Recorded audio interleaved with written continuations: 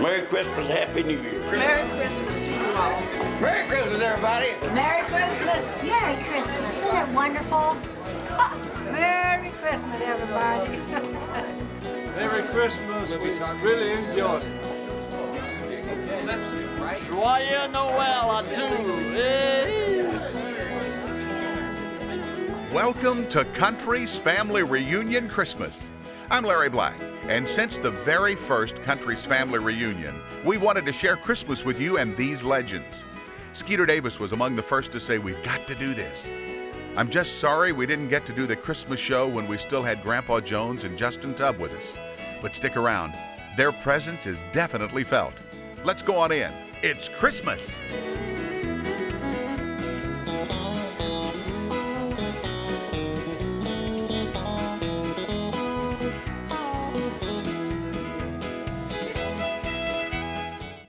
Oh, Christmas times are coming. Christmas times are coming. Christmas times are coming. And I know I'm going home. Snarly blades are falling. My old home's a calling. Tall pines are humming. Christmas times are coming. Can't you hear the bells ringing, ringing? Joy to all. Hear them singing. When it's snowing, I'll be going back to my country home. Everybody. Christmas times are coming. Christmas times are coming. Christmas times are coming. And I know I'm going home. Holly's in the window, home where the wind blows. I can't walk for running. Christmas times are coming. Can't you hear them bells ringing, ringing? Joy to all. Hear them singing. When it's snowing, I'll be going back to my country home.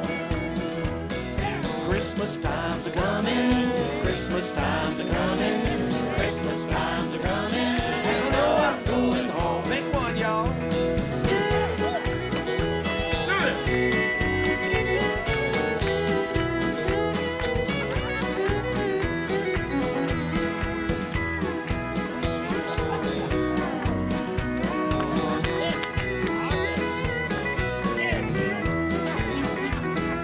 White candles burning, my old heart's yearning for the folks at home when Christmas times are coming. Can't you hear them bells ringing, ringing? Joy, hear them singing. When it's snowing, I'll be going back to my country home. Christmas times are coming. Christmas times are coming. Christmas times are coming. And I know I'm going home. One more. Christmas times are coming. Christmas times are coming. Christmas times are coming. And I know I'm going home. Yeah! Merry Christmas! Merry Christmas! Happy New Year!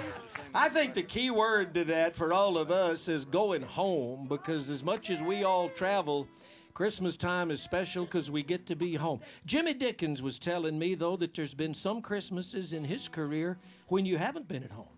Oh, yeah.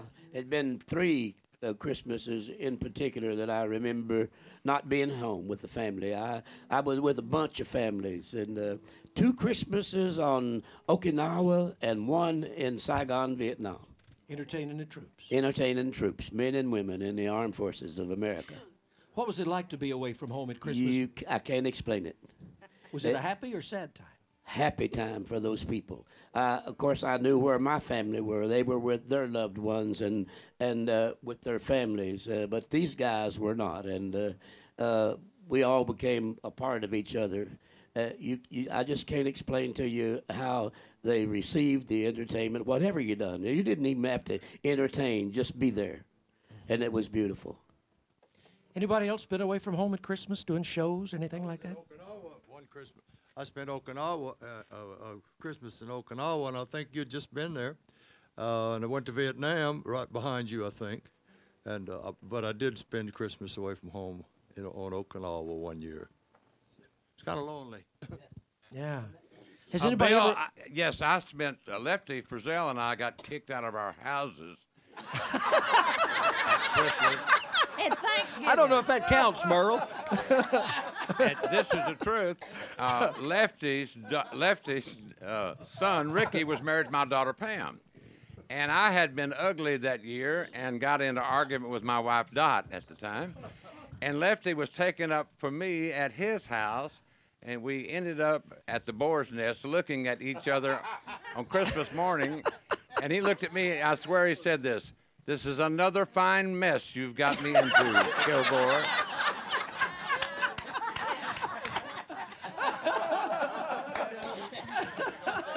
But that was the only Christmas I was away from home. Jack? I was away from home for 3 weeks this Christmas. I was on the beaches of North Hollywood, Florida. I had 3 whole weeks I had to be down there, just walking on the sand. They hold you prisoner down there? Yeah, I couldn't get back. June wouldn't let me come home. I loved it. Jimmy? Yeah, I entertained the troops several times for Christmas. And I didn't even have to leave home. It was South Louisiana. We played some nightclubs there, son. You talk about some wars. Some of us just start cooking in November and go right through November, all of December, and into January, like I do at my place. And we all are invited to your house after You always have been, and I've always done that every year when there's maybe people that are not going home to be with their loved ones or going to be where they call home originally. They're always invited to Jeannie Pruitt's house because there's enough food to go around and a lot of love for all of you. Oh, that's great. We know where we're going when this is over. I guarantee you. You've been she there a cooks few good, times. too. You've been there a few times. You know that's You are a pretty good wonderful cook. You really, really are. And Johnny Russell is a wonderful eater, You right? know what? I was going to say that. He was a wonderful eater, aren't you, John? Oh, yeah, and I've been to her house at Christmas. You have. I mean, I got thrown out one time so I could go to her house. I remember when you and Lefty were out, and I was out looking for y'all. Bring you over to my house. My wife said, "Why don't you just go find Lefty and Merle? Get out of here." Johnny, how about a little bit of Rudolph? No, how about all of it? All right. Oh, wait a minute. I forgot what we're getting paid. Okay, a little bit of it. Do all you want.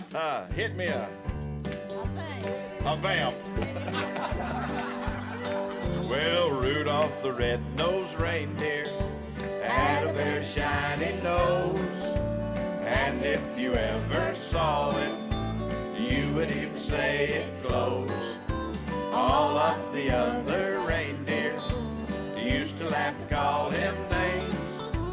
They never let poor Rudolph joining in the reindeer games.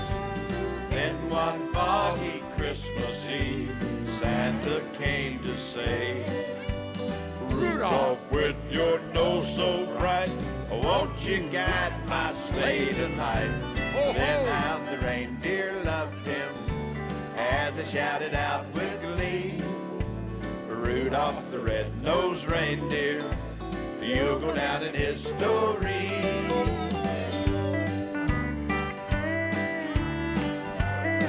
Who's playing, Dickens? I'm concentrating on my music. Then one foggy Christmas Eve, Santa came to say, "Rudolph, with your nose so bright, won't you guide my sleigh tonight?" Then how the reindeer loved him as they shouted out with glee, "Rudolph the red-nosed reindeer, you'll go down in history." Rudolph the red-nosed reindeer, you'll go down in history.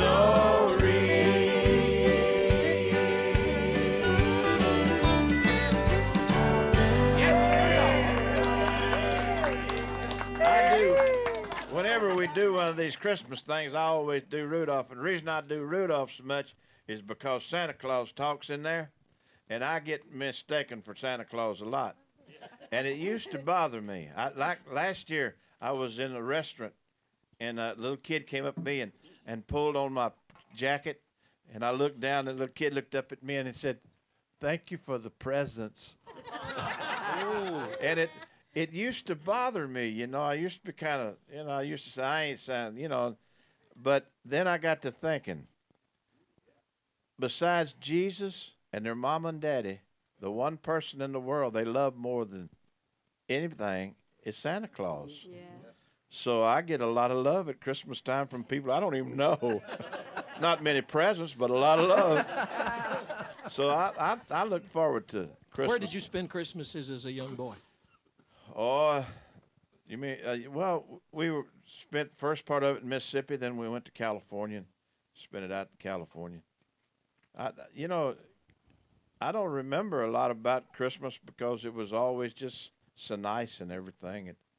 There was nothing bad, I just always looked forward to it. I do remember one time when I was about 4 years old, my sister, who was quite a bit older than I was, came in and said, I heard Santa Claus and the reindeers on the roof last night. I said, I did too. She said, no, you didn't. What's the best Christmas present you ever got? Well, it's going to be kind of strange, but I was working over in Pigeon Forge and hating it, and had signed a deal, or not signed a deal, but made a deal to go back the next year. And they fired me right before Christmas. So I wasn't going to have to go back. That's probably the best Christmas present I ever got. And you know what? I thought about it, and this is in, like November. I got fired, and I'm not going to have any work the next year. Don't have anything. And it's going to be a rough year, and this was just 2 or 3 years back. And then I thought, I prayed and asked for this. And I remembered a sign that I had seen that said, if he causes the storm, how did that go? It said, if he causes the storm, he will guide the vessel. I like that. And I said, all right, I asked for it. I ain't going to worry about it. You guide the vessel. It's one of the best years I ever had in my life. Wow. Amen. So just let him have it.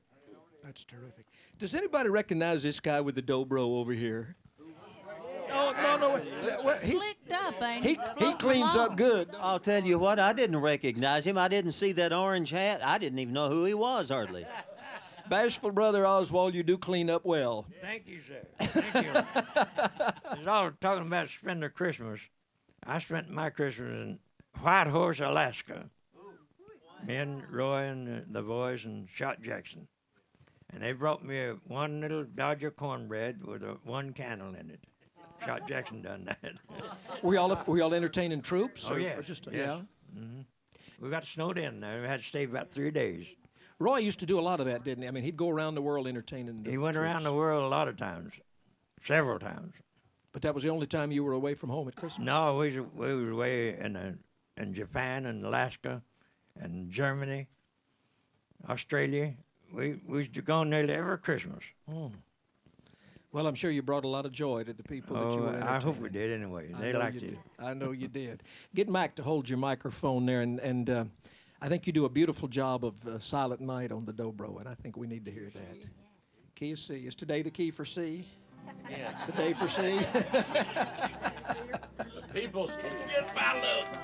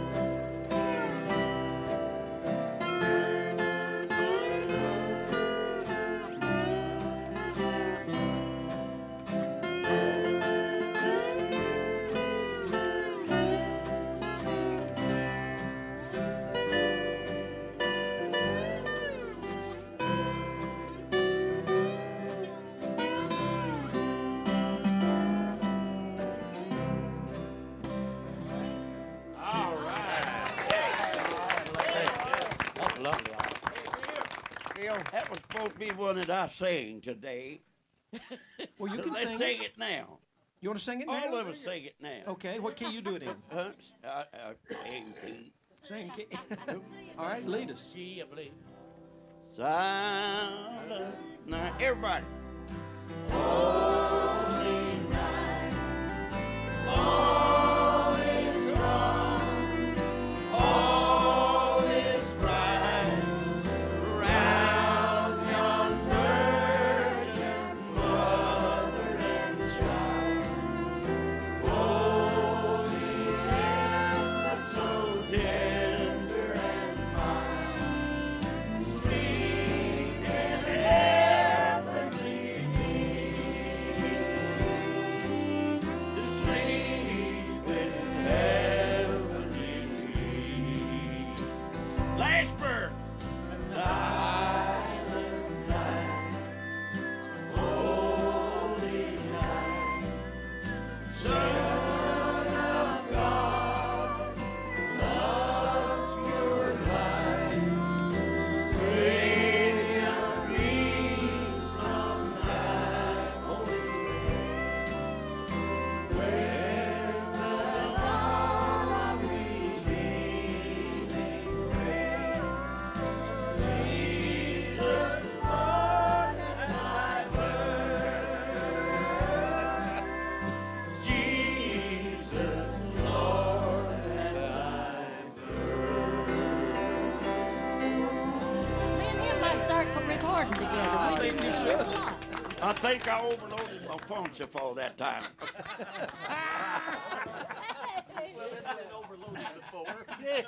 Thank you, Chief, for teaching me that.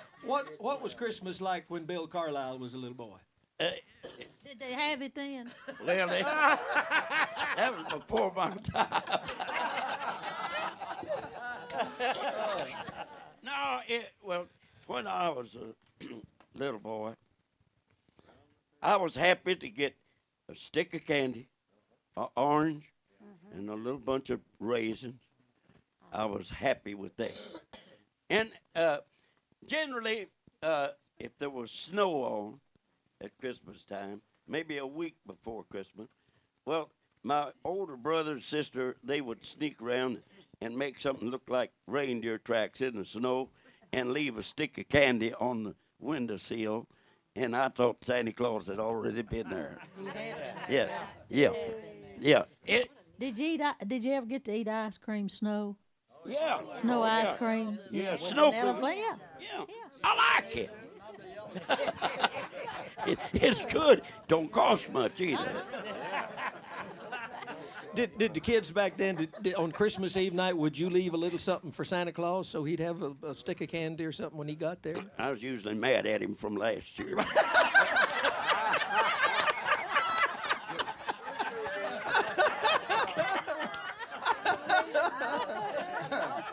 Rather not being honest. Don't do that. I've got a friend down in Atlanta. Johnny was talking about that people think he's Santa Claus. Mac Wiseman's you've probably had people do that. I've got a friend in Atlanta who really, really looks the part 365 days a year. And he goes out in the malls and all at Christmas time, and the kids come up on his lap. And I asked him one time, I said, what is the funniest thing that a kid has ever said to you? And he started laughing. He said, a couple of Christmases ago, this little boy climbed up on his lap and started telling him what he wanted for Christmas. He said, wait a minute, son, wait a minute. Have you been a good boy? Said little kid kind of looked down at the floor and wasn't going to answer, and he said, now come on, said, you got to tell Santa Claus, said, have you been a good boy this year? Said little kid looked down and finally looked up, he said, well, I had a pretty good August.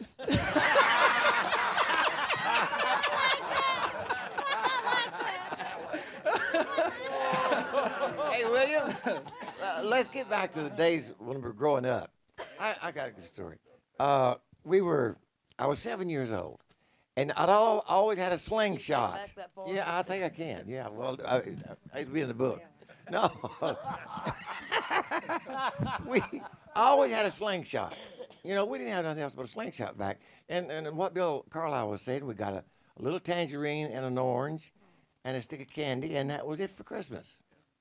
But one year when I was 7, I had prayed so long to get an air rifle because I was sick and tired of that slingshot. you know. And, man, well, you couldn't hit nothing with that slingshot.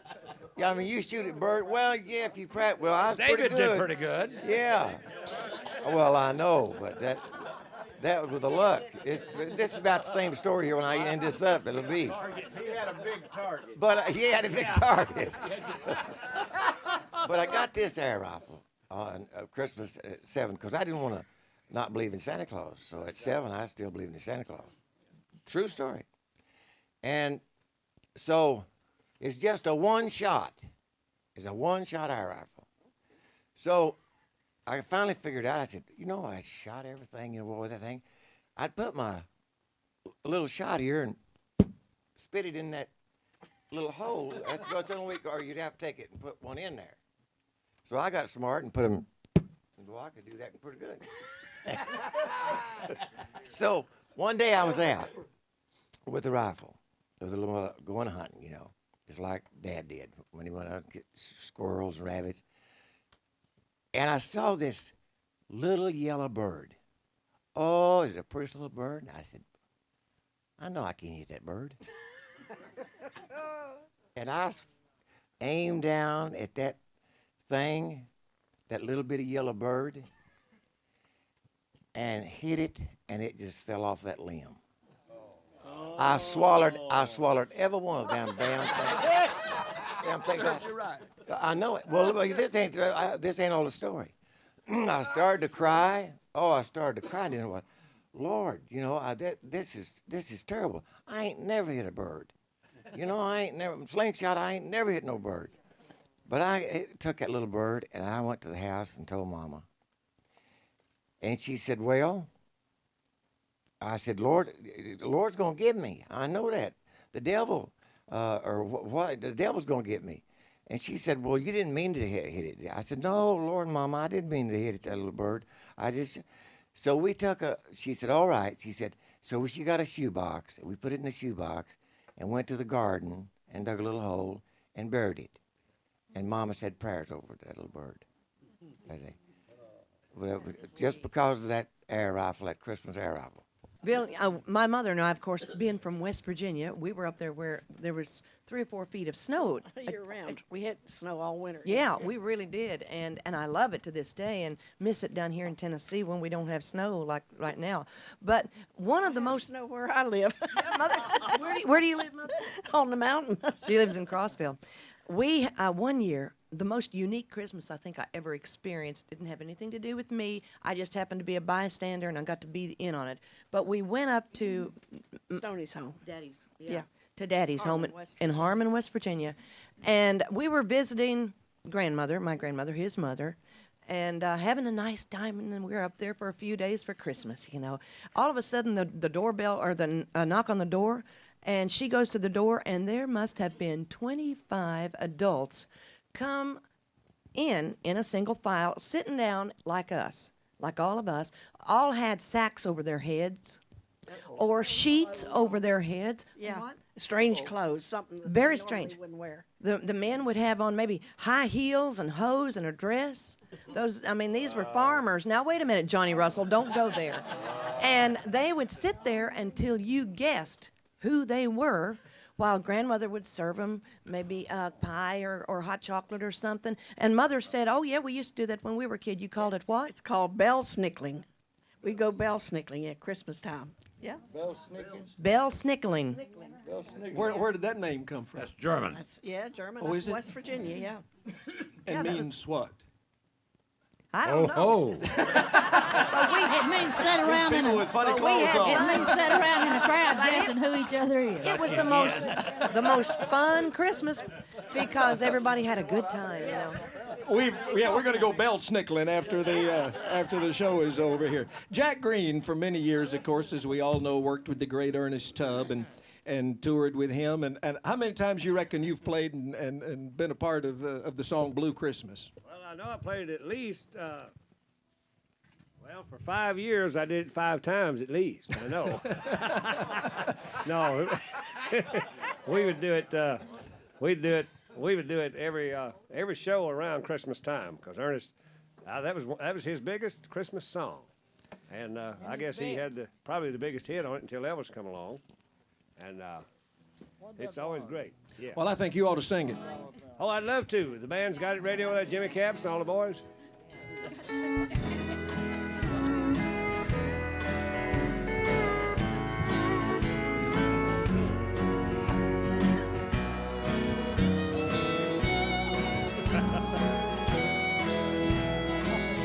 I'll have a blue Christmas without you.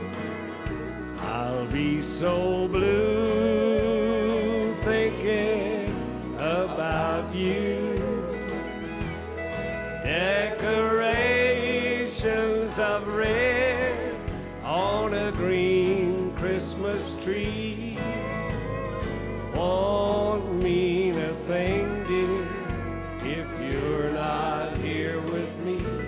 And when those blue snowflakes start falling, that's when those blue memories start calling. You'll be doing all right with your Christmas of white, but I'll have a blue, blue Christmas.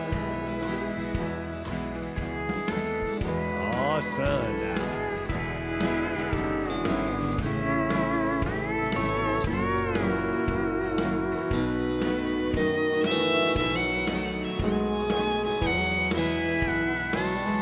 I'll have a blue Christmas, I know, dear. I hope your white Christmas brings you cheer. And when you kneel your prayers on this Christmas Eve, will you feel the same, dear, as when you prayed with me? And when those blue heartaches start falling, that's when those blue memories start calling. You'll be doing all right with your Christmas of white, but I'll have a blue, blue Christmas. All right. All right. Yes. Great job. Listen, Oh, that's listen to terrific. that. Do that again. Could you do that again? Do it. Look here what Jimmy's got. I don't know if I got the right one on. You got- I got it next time. Here's the one I want to play.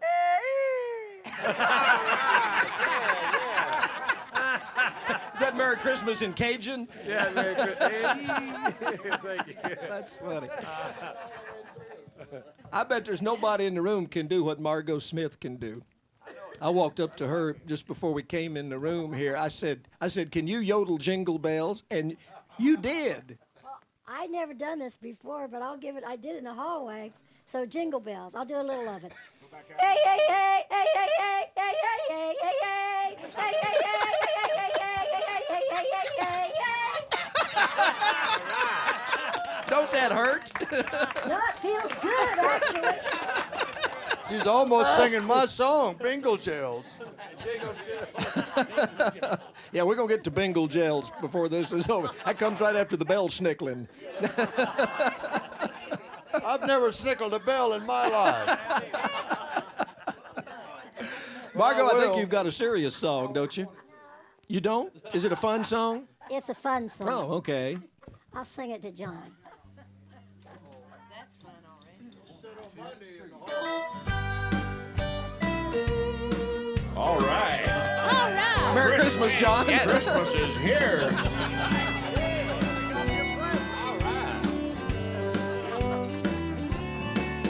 Everything is going rightly. Everything's fine as can be. No worries, no problems, no troubles. 'cause I'm sitting on Santa's knee. Oh, yes. I got a man that's treating me rightly, and anyone can see he's my sweet daddy-o when he loves me. That's why I'm sitting on Santa's knee. What more could I ask? What more do I need? When every day is like Christmas Day, as long as he's with me, it's a melody. Margo. Perfect harmony. Oh yeah, baby. Plain as day, you can see that I'm sitting on Santa's knee. I'm playing. Yes, Margo. Yes.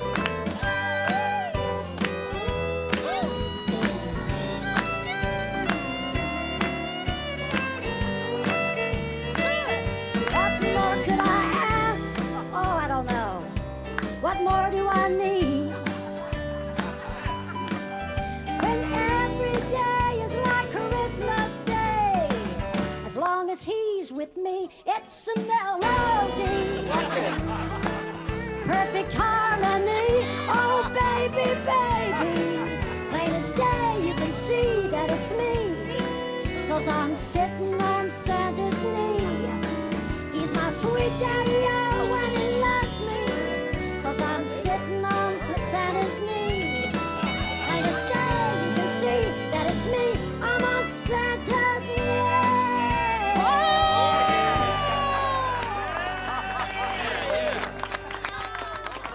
Love it. Good job. Yes. All I can say about that is ho ho. You know, I've realized something. Y'all all know I've been married a bunch of times. How many? Huh? Tell us about it. Well, I've had 3 wives. One of them died and 2 of them won't. But I've been married 4 times, and I just figured it out why. The wife is in charge of Christmas. Absolutely.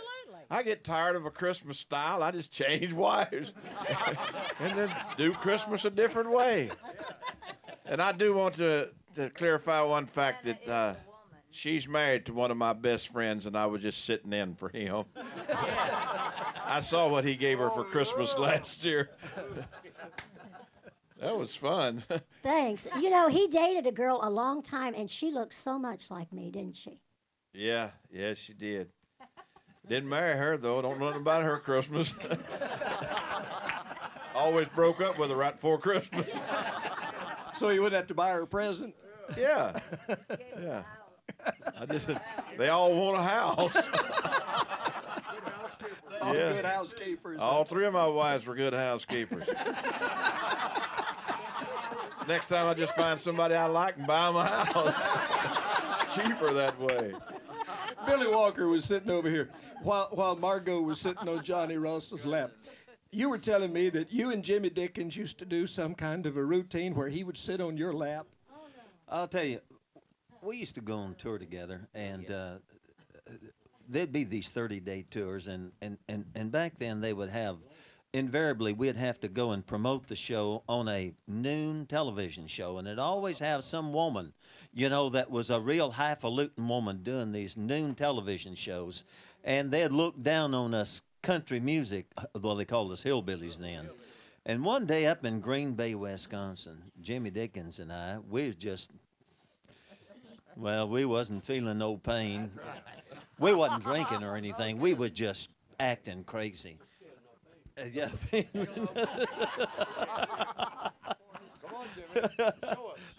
And so, just to confuse this woman, I got Dickens on my knee, and I acted like that I was the ventriloquist, and Jimmy Dickens was the dummy, and it was hilarious. Can y'all do some of that for us now? Everybody like to see that? Yeah. We're going to change it. What do you mean? That time we had some kind of little routine. He's going to be Santa Claus this time. All right, you want to come sit on his lap? And or you I'll gonna be go a over little there? boy. You sit right where you are, Bill. And Oh, yeah, sure, absolutely. Oh, now they're after props. Come on to Santa's lap. Something wrong with him. Hello there, Santa Claus. Hello there, son. How you doing? Oh, I'm fine, Got Santa. that on Would your you lap? sit here on Santa's Have it lap? on your lap, Oh, Santa Claus. yes, yes. Aren't you a cute little fella? Thank you. Yes, sir. You're not very big, are you? No, I've always been little. How long have you been this little? I've been little all my life. When I was born, I thought little mama carried me in her purse till I was 2 years old. Really? Did and Really? I had another little brother that was smarter than me. He stayed in the Cub Scout till he was 23 years old. Is that right? Well, son, how many children were there? Whole bunch. A whole bunch. I believe it was 15. 15. 15 children. 15 children? There was 6 boys and 6 girls and 3 others. Well, my, what were their names? I don't remember them all. There's one little brother had a strange name. It was kind of clever because they named him after Mommy and Daddy. Daddy's name was Ferdinand, and Mommy's name was Lighter, and they named him Fertilizer. Didn't that make him mean? But he wasn't mean little kid. Mama took him downtown one time in a crowded department store, and he, in front of 100 people, he come up to my mommy and said, "I got to go to the bathroom," and embarrassed mommy. Oh, yes, that And would. she told him, she said, "If you ever want to do a thing like that again, you tell mommy that you want to whisper, and I know what you mean." And the next night I was laying on the couch, and he come up to me and said, "I want to whisper." And I said, "Okay, baby, whisper right there in my ear." You not running me off, are you, Santa Claus? Yes, I am. I'm running you off. You might want to whisper in my ear.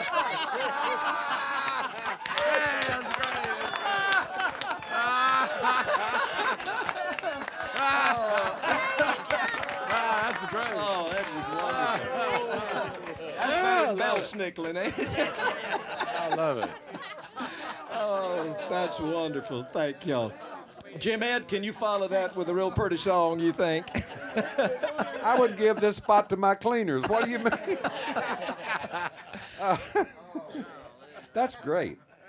I'll have to get me a guitar here, if I may. Can I? Take Billy Walker's green guitar there. That'd look great for Christmas. It doesn't. Okay. Yeah, there's a few songs at Christmas time that I always enjoy. There's well, I got handles on this chair, and they're trying to get a hold of my guitar over here some way. I hope I can remember this. I haven't done it since last Christmas. So will you hold the Christmas? There's an old Christmas card in an old dusty trunk, and it brings back sweet memories dear to me. Though it's faded and worn, it's as precious as the morn when I found it 'neath our first Christmas tree. I thrill with every word, every line. Guess I'm always sentimental round this time. Pardon me if a tear falls among my Christmas cheer. It's a memory of an old Christmas card.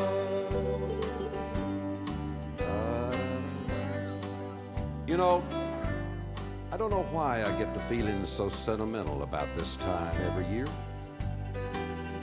But every time I see a Christmas card, I can't help reminiscing about that first Christmas you and I spent together. What a beautiful card you gave me that year. Why, I'll bet you look through thousands of cards to find that one perfect card that you gave me. I thrill with every word, every line. Guess I'm always sentimental round this time. Pardon me if a tear falls among my Christmas cheer. It's a memory of an old Christmas card.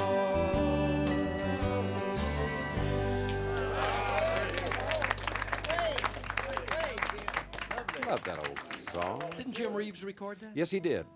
That was in an album that he had. Well, actually, I think he had a single on it, too.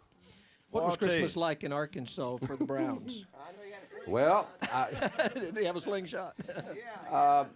you know, I was born and raised on a little hillside farm down on the banks of Tulip Creek bottom, and there was 4 of us, and we didn't have a lot.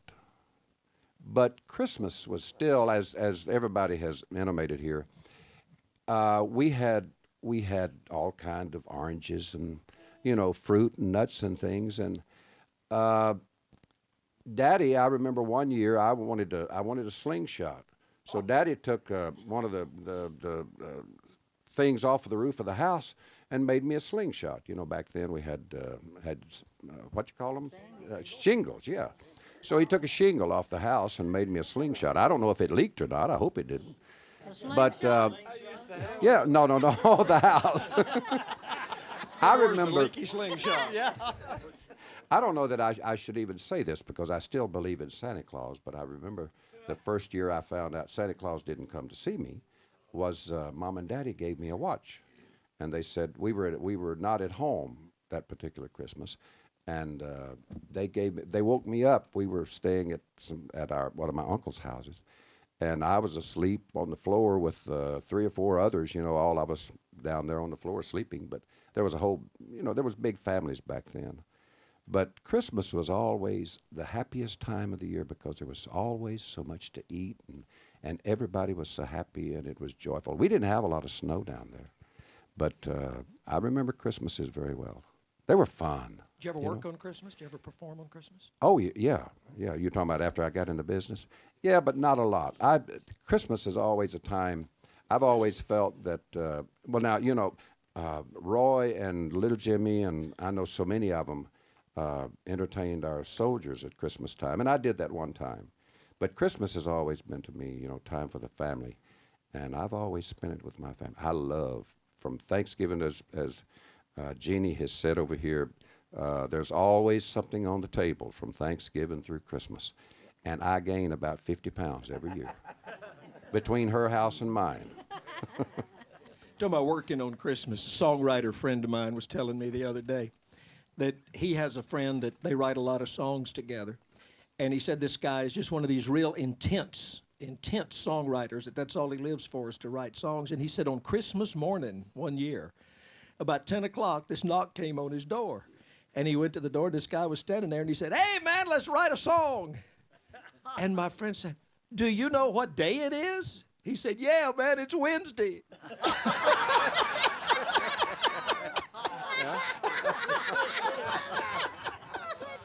That song we started off with a while ago, "Christmas Time's a Comin'," Mac Wiseman said he had a story about that. Were you on the record when Bill Monroe recorded that? No, but I knew Tex Logan, who wrote the song, and of course Bill had the first record of it. And I think if we get a camera on Glenn Duncan over there, he might tell everything I thought was interesting. Somebody walked up and asked Bill if Jimmy Martin wrote "Christmas Time's a Comin'." And what did he tell him, Glenn? Well, no, sir, he didn't write that number at all. Why, Jimmy Martin don't even believe in Christmas.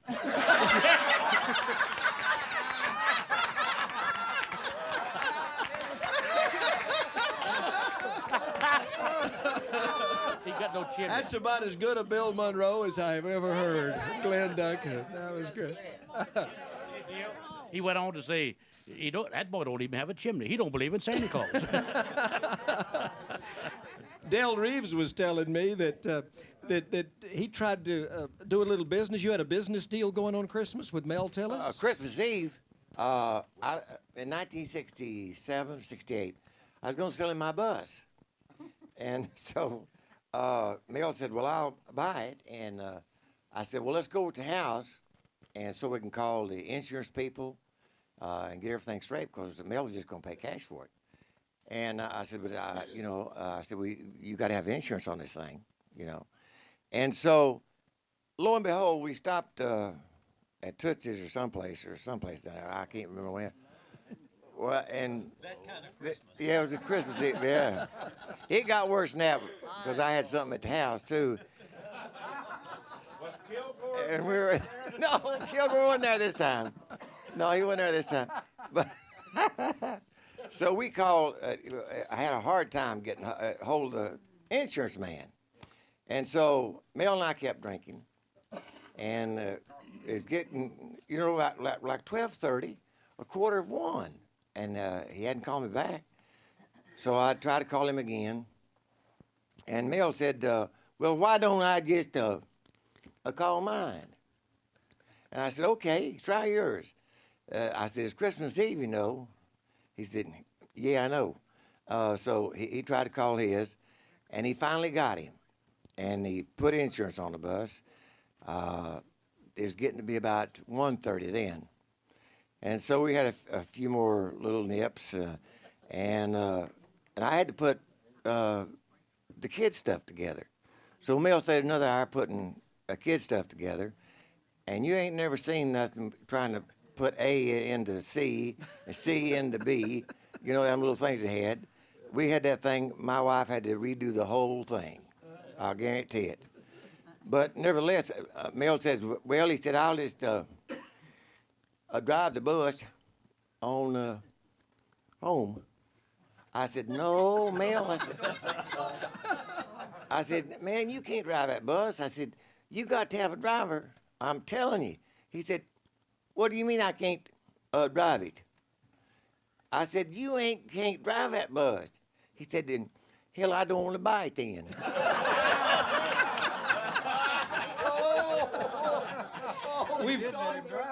We've told so many Mel Tillis stories on these get-togethers. I want everybody to know Mel was invited to be here to defend himself, and no, he just he's on a tour and said he couldn't make it. But it's all in fun and in the spirit of a dear friend of ours. I was thinking, you know, I guess Johnny Wright and Kitty Wells have spent, 60-something Christmases together now? You guys have celebrated your 60th wedding anniversary? That's correct. Wow. And Think it'll last, Kitty? I think it's 60. And when you get my age, you forget. You know. But we celebrated our 60th anniversary November the 2nd down at the Opera House. Grand Ole Opera House. Tell me about some of the most memorable Christmases. Have you guys always been home at Christmas? Have you been on the road or what? Well, no. Back in 1960, Jack and myself and Kitty and all of our group, we went to Germany for 21 days. Germany, Italy, and France. And back then, I wouldn't ride an airplane. I told Jolly Joyce out of New York, called and wanted us to go over there. And I said, well, I'll go, but I'm not flying across the ocean in a plane. So he said, well, I'll get you a boat ticket. So we got on the SS United States out of New York, and we rode 4.5 days on that boat, getting to Le Havre, France. So we landed in Le Havre, France, and we had 21 pieces of luggage, including our guitars and everything. So they met us in a Volkswagen van in Le Havre, France. So I was the smallest one in the group. You know, Jack was pretty good size, and then all the rest of them, I didn't want Kitty to ride back there. So I had to ride back with the luggage. I was all cooched up in that thing. So we spent 21 days over there. We was over there for Christmas, and I really enjoyed it. We worked the military bases, and we had, 3 shows a day, wasn't it? Yeah. We did the Enlistment Club matinee, and then we did the NCO Club, and then the Officers Club at midnight. So we had It was really work 21 days. And when we finished, I said, you know what? I think I'll swap these boat tickets for airplane tickets. So I went down to the Pan American and I asked them if we could swap the boat tickets back for, for airplane tickets. They said, yeah, because they're worth more than the airplane tickets anyway. So we flew out of, where was it, Italy? Rome, Italy. We flew out of there and back to, I think went to Columbus, Ohio, and then changed planes back into Nashville. But All it of a was sudden, really you a wasn't good afraid trip. of flying, huh? I wasn't. That was my last boat. Well, dude, they played the music. This is the funny part. There's a guy on there from Minneapolis, Minnesota. He and his wife, they had a band playing, and he danced every tune they played, So we got off the boat. He says, "Bye-bye." Said, "Hope to see you again." I said, "Well, bye to you, and I hope I meet you again." So about a year later, we went in Minneapolis, Minnesota to check in the hotel, and he says, "Hey, remember me on the boat?" He was the manager of the hotel at Minneapolis. Bill, I was on a boat with Johnny and Kitty, and I told a joke, and the guy died. He laughed so hard he died, and Johnny came up and said, this woman wants to buy a picture from you, So I said, oh, okay. So I sold her a picture for $1, and he said, I want to take it home to show the kids who killed their daddy. Are you serious? That's true. They were there. It's a true story. Whatever you do, don't tell that Oh, joke. yeah. Don't tell that story today. It was a funny joke. It must The have been a guy good laughed so much he died. And they put him on cold storage down in the bottom of the boat. And every time I passed the widow, she couldn't get off the boat, see? I said, ma'am, I sure am sorry. Goodness gracious.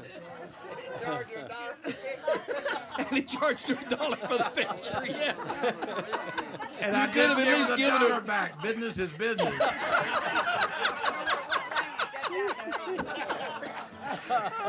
That's cheaper than a lawyer. Kitty, what's the most memorable Christmas present Johnny ever gave you? Has he ever given you one? New car. A new car? Yeah. This Johnny Wright gave you a new car? Yeah. I worked hard for it, too. I tell you. I saved up enough money working Davis Cabinet Company to, when I got married, I bought her a car with it. Didn't cost, I think, $1,200 for a new one back then. Not this one. Not the last one. But last one. Cost a little more than that. What have you given Johnny for Christmas? What about giving me? it's been so long. A lot of I love. can't remember. That's it, yeah. 60 Yeah, years. a lot of later. love, Kitty, have you ever done a Christmas album? Yes, I have. Sing us a Christmas song. All right, let's go on. Everybody join in. Let's start out with the chorus. Only on page 4 because I don't know the rest of that song. You want to sing the chorus first? and then the Chorus verse? first and then the verse chorus. You did. Jingle bell, jingle all the way. Oh, what fun it is to ride in a one-horse open sleigh. Hey, jingle bells, jingle all the way. Oh, what fun it is to ride in a one-horse open sleigh. Racing through the snow in a one-horse open sleigh. O'er the fields we go, laughing all the way. Bells on bobtails ring, making spirits bright. What fun it is to ride and sing a sleighing song tonight. Jingle bells, jingle all the way. Oh, what fun it is to ride in a one-horse open sleigh. Hey, jingle bells, jingle all the way. Oh, what fun it is to ride in a one-horse open sleigh.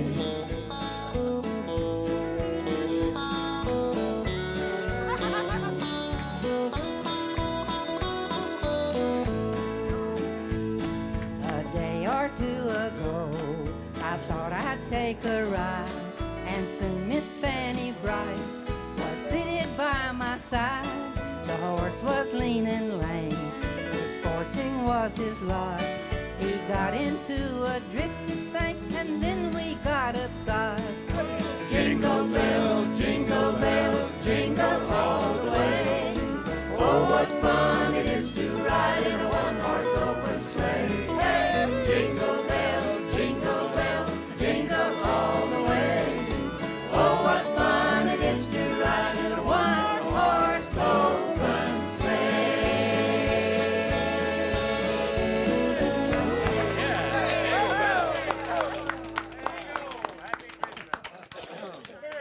Oh, that's Who is good. Miss Fanny Bright? I don't know.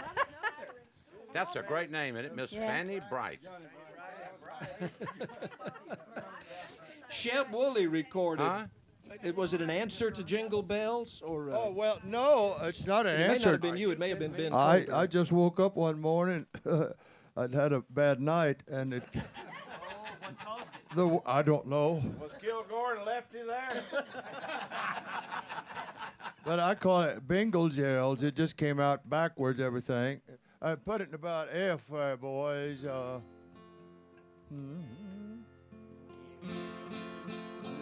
a different F.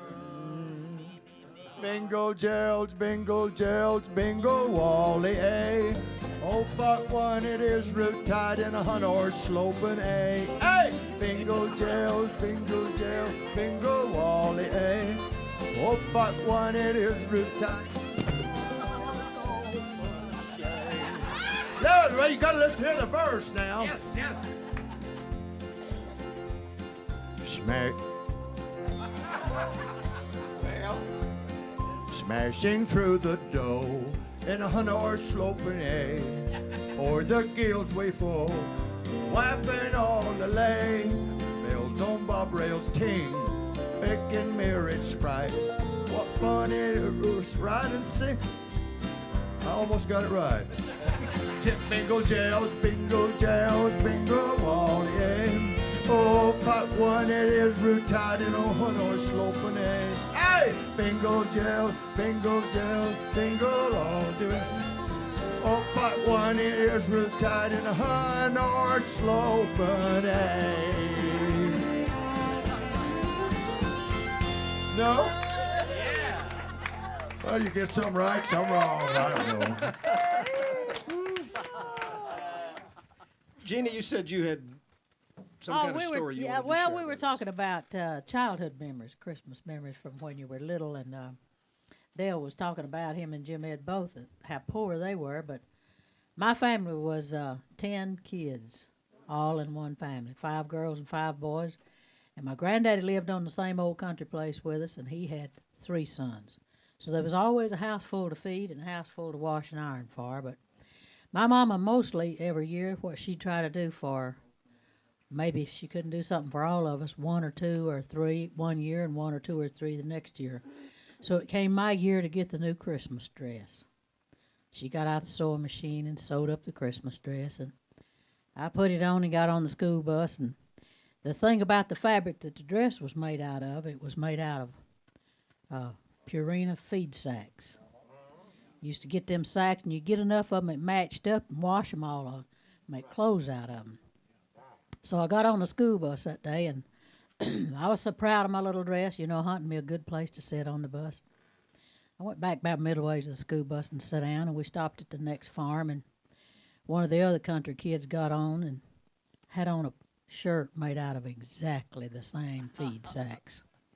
Well, when you're about 10 or 12 years old, you know that every other kid on that school bus knows that you got on poor clothes. So this girl stood up on the front of the bus and she hollered, "Come on back here and sit by Jeannie, you'll fit right in." So that being my Christmas gift for my mother, I cried all the way to school like a little old country kid will do, and had my feelings hurt all day and tried to hide in my new dress. And even though I was proud of it, I was embarrassed and ashamed too, because somebody else on the school bus was just as poor as I was and dressed just as shabbily probably. But when I got home that afternoon, I went and told my mother, I said, "Mama, My dress was the hit of the whole school. Everybody just loved it. They just thought it was the prettiest dress they'd ever seen. So my Christmas gift back to my mother was never to let her know that somebody had hurt my feelings about her handiwork. Told Dolly Parton that story, and years later she wrote Coat of Many Colors.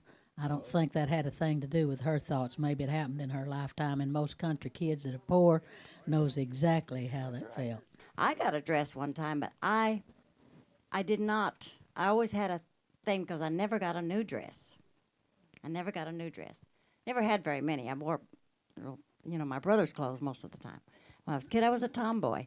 And, but anyway, I got this little dress, and I knew where it had come from the neighbors down the road. And this little blonde-headed girl I didn't like anyway because she had pretty blonde curly hair, and I had straight brown hair, and I didn't like her. And so that one, She it was grew her. up to be Jeannie It was Seeley, her. yes. Anyway, they gave me this dress, and I knew it was a hand-me-down from hers. So I put it on and went outside and climbed up in the mulberry tree and got mulberry stains all over it. It was awful. I was a brat. But anyway, I was ashamed later, but not then. And I only got one doll in my life. When I was about 6 or 7 years old, I got the one doll. And my brother grabbed it away from me, and on the back it said unbreakable. It wasn't. He threw it on the concrete to see if it was unbreakable, and it wasn't. But years later, one of my favorite singers is B.J. Thomas. I think he has one of the most beautiful voices.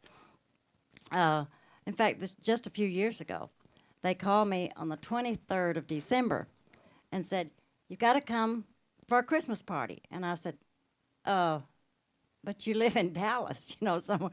And she said, "Well, yeah." And I said, "I can't come down. It's the 23rd of December. I can't come down there for a Christmas party and everything." She said, "No, there's a plane ticket waiting for you at the airport. Just go." And said, "You'll get here about 5 o'clock and just bring a change of clothes or whatever for the party, and you get a 5 o'clock a.m. back to Nashville and come to the party." And I said, "Okay, why not?" So I did exactly that. Caught that plane, stayed up, all night, partied all night for the Christmas party, came home the next morning. But they gave me the only doll I have now, besides one that my mother made. My mother had a collection of dolls, and she made a Jan Howard doll, which has, it has exact replica of everything that I wore the first time I went on stage. Little gold sandals and the whole bit. And in her handwriting, this little slip of paper pinned to the skirt that says Jan Howard doll. But anyway, BJ and Gloria gave me this beautiful doll. It's about this tall. And they said, "We knew you never had a doll. We want you to have a doll." So I still have that doll. But I want to tell you the most precious Christmas to me, it's one that really stands out. I had a lot of precious Christmases. Anytime all my sons were home was a precious Christmas. But the first time we moved to Nashville, they were still little. And I had moved to California when they were 1, 3, and 5 years old. And they didn't really remember snow. And so when we moved to Nashville in 1960, the only thing they talked about is we're going to have a white Christmas. It's going to snow for Christmas. Well, there was no sign of snow. Anyway, it got close to Christmas. There was no sign of snow. The weatherman, they would sit up at night and watch the weather report and wait for some sign of snow. There was nothing. And I thought, it's got to snow. It's got to snow. So as a positive movement, I went out and bought 3 sleds. Bright, shiny sleds. They got to have snow. And the night before Christmas Eve, I always went up and talked to men, before I went to bed, regardless of what time it was or how old they were. One of them was saying his prayers, and he said a P.S. Please let it snow. He was saying his prayers. And I want you to know, Christmas Eve morning, we got up, and it was like a picture postcard. It was snow, and the ground was covered, and they were so happy. It didn't matter. It was Christmas Eve. It wasn't Christmas morning. They didn't get their sleds till the next day. They didn't even know they had them. But it snowed. that first Christmas in Nashville, and that was a beautiful Christmas. It's a great story. Joe? When I was a little bit over 50 years ago, as I recall, I attended East Van Zant Elementary School in Fort Worth.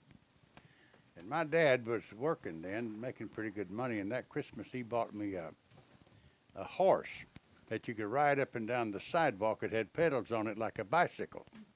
And the horse would go back and forth and go up and down.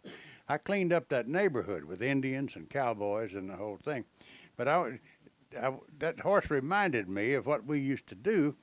And I don't know where you came from in Georgia, but did you ever plaque when you lived down there? You plaqued. Jack knows what that is.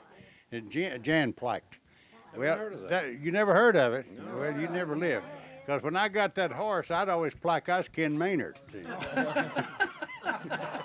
Well, that kind of plaque. That plaque I was Ken Maynard, right. And he had the biggest white horse and the biggest hat and the whole thing. So I'd always plaque us him. And one time, the big boys wouldn't let me be Ken Maynard. I went under the bed for 3 days and wouldn't be anybody. Gene Shepard. Grew up where? Oklahoma? I think I can remember back that far. Come on. I was born in Pauls Valley, but I grew up in Hugo. And like everybody else here, I used to think Purina was the largest clothing manufacturer in the world. It was wrote right across my drawers back there, Purina. You mean this Hugo? But then we moved to Hugo, Oklahoma, and like everybody here, I never ever got anything for Christmas. I remember one Christmas, my cousins, they lived in the city. They was kind of rich. We thought they was rich, and they come out. Of course, my mother was the greatest cook in the world, and for some reason or other, and there was 10 kids in our family. My other aunt and uncle had 17, and then, but everybody would always show up at our house because they knew that my mother was going to feed everybody. But one of my cousins had got this doll. It was beautiful. And me and my sisters, we just drooled over it, but my aunt wouldn't let them take it out of the back seat of the car. You leave that in there, they'll get that doll dirty. And we just wanted to touch it, and we was not allowed to touch that doll. We just, the only thing we could do is just sit and look at it. But my daddy, we was all, even the girls, we was tomboys. He would carve out these little guns, and he'd put a clothespin on the back of it. And he'd take an old inner tube, and he'd cut strips of rubber, but if he caught us shooting one another above the waist, we got our little zip guns taken away from us. And I could outrun a long distance phone call. And I know I don't have a doll. Well, I have Benny, and he's the biggest. He's the most precious doll in the world. And between me and Benny, we have 10 kids, 1 girl and 9 boys. Oh, man. And it's, believe me, when I cook, She'll never get a date, will she? She's the Them oldest boys will one. keep 'em run off. She's the oldest one, and we're fixing to have our 23rd grandchild. And, we got custody of we have a grandchild that has custody of us. And of course we dote on all of them. And our youngest right now is a little 3-year-old granddaughter, and that's the meanest kid I ever seen in my life. Boy, I tell you what, my bare hand and her little bare bottom, they ain't no strangers, let me tell you. But I totally, nobody, the only thing that's important, we always look at material things. That's not important at Christmas time. Not really. The most important thing is family, and more than anything else is love. We would get an apple and an orange and maybe a banana and hard candy, and we would covet that. I'd suck on a piece of candy, and I'd save the paper, and I'd put it back in there, and the next day I'd suck on it a little bit more, but that's what we've done, so we could make it last, But we never missed anything because, as you say in your song, our table was always filled with love. Well, that's what it's all about. Exactly. Absolutely what it's all about. And sometimes I get worried sometimes. Well, I spent $300 on this grandchild, so I got to spend $300. Are you kidding me? Go through 23 grandkids and spend $200 a piece on them. The National War Debt ain't nothing. Yes, yes. What do you do at Christmas now? How will you spend this Christmas? Will all the family come to your house? Yes, I do not. I have never spent Christmas away from my family. That's one. I insist on being home at Christmas with my family. I always have in the 45 years that I've been an entertainer. Because that's the most important day of the year. T. Tommy. You're talking about how poor you grew up. My dad hauled logs all of his life. And it was a hard life. You know, he could make $100 this week, and Monday, 2 tires would blow out on his trucks. And you know, so he wound up with $25 that week. But I'd get more than some of you were getting. I'd get a little box of sparkles. They cost a nickel, an apple and an orange. And one year I got a cap pistol. It shot one time, and I got a little roll of caps, a little box of caps, and you tore them off one at a time, stuck it in there, and shoot. But a little red roll. But Fulton Sneed, a boy whom I grew up with, his father was a dentist, well-to-do, could pay all of his bills in Osaka. But Fulton got a new train set, an electric train set. Well, I could go up there and I would stand around and I couldn't touch it. Somebody was saying couldn't touch it. And I hold my hands behind me and look at that thing. Well, I told my wife this years ago.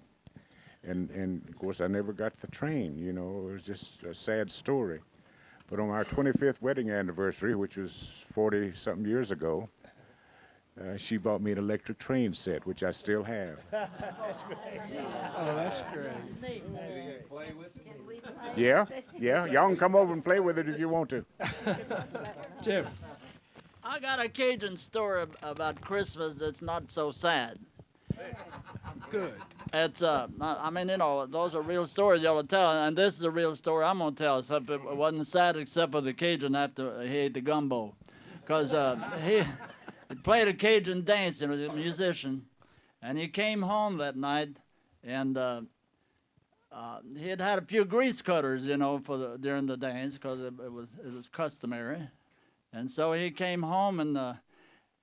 He heated the gumbo, and he had some, and he told his wife the next day, he said, honey, I don't know what you did. That gumbo sure wasn't seasoned much. So I didn't make any gumbo. That was the dishwater you indulged in. And this is a true story. And someone near and dear to us, it was his dad. I won't name him. It really happened. It made him sick. You got it closed. Give Bill Carlisle the microphone there. I just wanted to tell you that we were a poor family. My mother, we were so poor that she took in washing, and we kept it.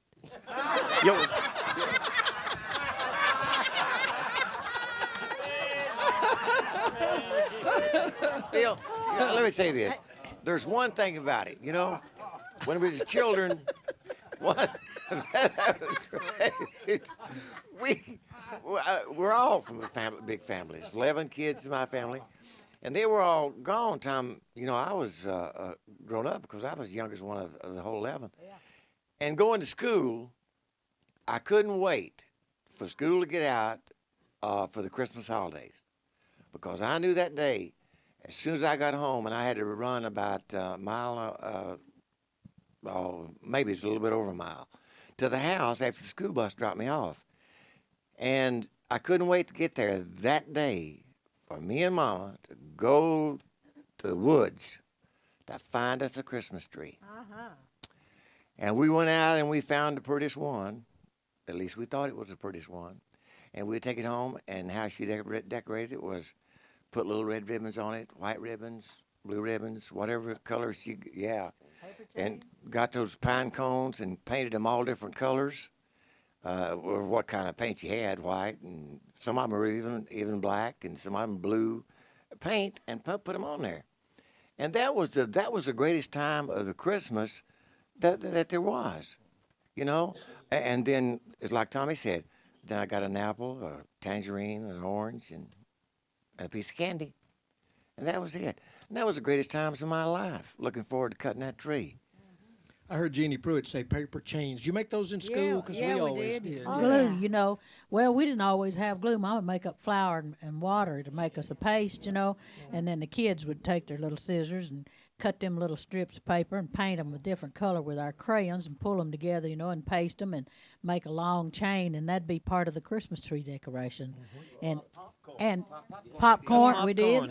Cranberries. And we had somebody that Cranberries. smoked cigars in the neighborhood, and they used to save them little things that come around the cigars, and we'd save them, and anything that have a little shine to it, we'd hang it on the tree.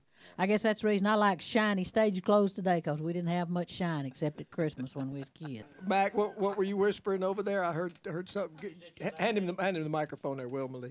What did you say? Because you didn't have much shine? Didn't have much shine when we was kids except at Christmas time. Yours came in a bottle, Mac. I know what. Well, I was just talking. Yeah, we had some shine, but we drank it. We drank it. Hey, Billy. Billy Walker, didn't you spend some time in an orphanage? Yeah, I did. Well, were you ever in the orphanage at Christmas? Oh, are you kidding? Oh, I spent 5 years in there. When I was 4, my mother passed away, and so my dad couldn't keep. He had 8 kids at the time, and he couldn't keep us all together. And so he put me and 2 of my brothers in the orphan's home, and I suppose one of the most memorable Christmases that I ever had.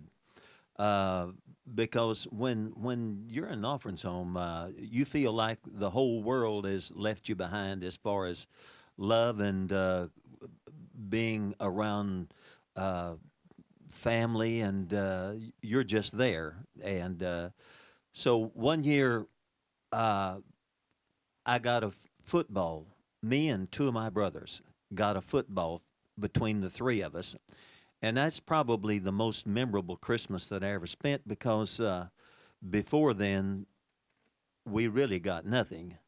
And this fellow was kind of a philanthropist, and he got a Sunday school class to sponsor me and my 2 brothers, and we got a football for Christmas.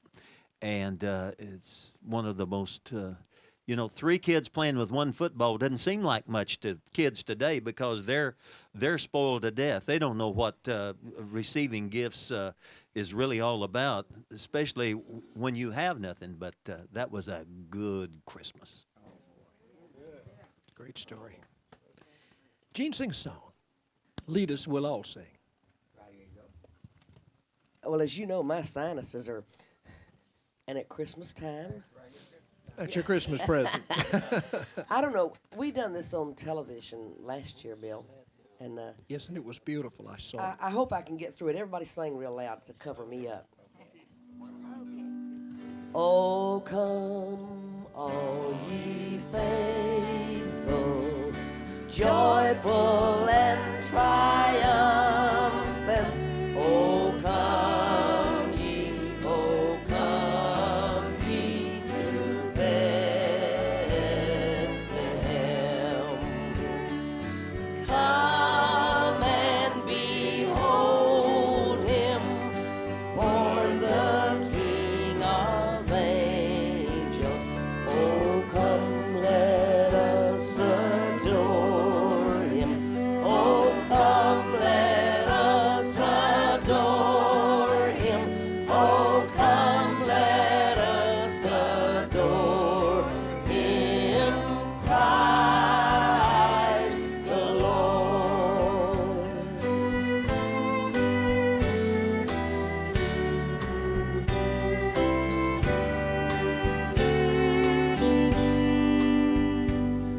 Sing, choirs of angels, sing in exclamation. Oh, sing, all ye citizens of Bethlehem. Glory to God, glory in the highest. Oh, come, let us adore him. Oh, come, let us adore him. Oh, come,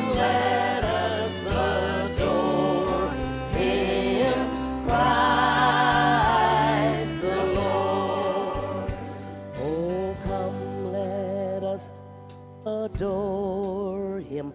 Oh, come, let us adore him. Oh, come, let us adore him. Christ the Lord. Hallelujah. Our God is great. Good job, Jimmy. Good job. You better keep them sinuses, baby. You sound good. Did you guys grow up? Did you go to church on Christmas? No, Johnny grew out. Yeah. Did you go to church or some kind of a religious thing on Christmas Eve, or was that part of it? Well, it was in Alabama where I was raised. You know, you'd always go to church for the Christmas celebration. And we used to have what the church people that run the programs would call a little Christmas cantata, you know, where everybody would get up and sing something, or they'd have a little program where the wise men, kind of what you see now, you know, I suppose maybe on television, was things we did back then just in our little church, and everybody in the community would come. It'd be lots of fun. Bill, I got to tell this. This was shortly after Christmas, but we didn't get to go to church every Wednesday and Sunday like we do now. We got to go once a month when the traveling preacher comes through at the schoolhouse. And I've got to tell this, it don't have that much to do with the Christmas, but it was wonderful. My mother would get us in there and she'd sock us down in them number 3 wash tubs and scrub us with that lye soap till the hide come off. It took it 3 days to grow back, and then she'd do it again. We had the Lord's Supper one night, and we had this wonderful preacher. I'll never forget him. His very common name, Brother Richard Smith. We loved this man, but he was wonderful. But he had a tendency to, well, he'd nip a little bit. Well, actually, he'd get drunk. But we loved him. And this one night, this is a few weeks after Christmas, we'd had the Lord's Supper, and he was leaving the schoolhouse that night, and he was in his old car, and he got to weaving, and the sheriff was behind him, and the sheriff pulled him over.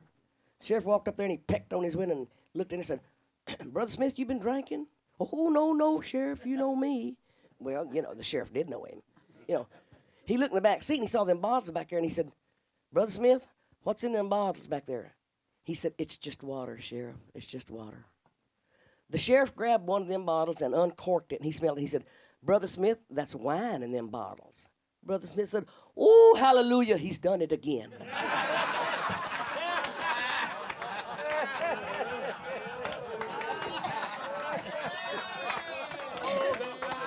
She wouldn't put us on. Oh, that was a setup. Back. In the spirit of right now, you know why the wise men were covered with soot, don't you? They came from afar. Hello.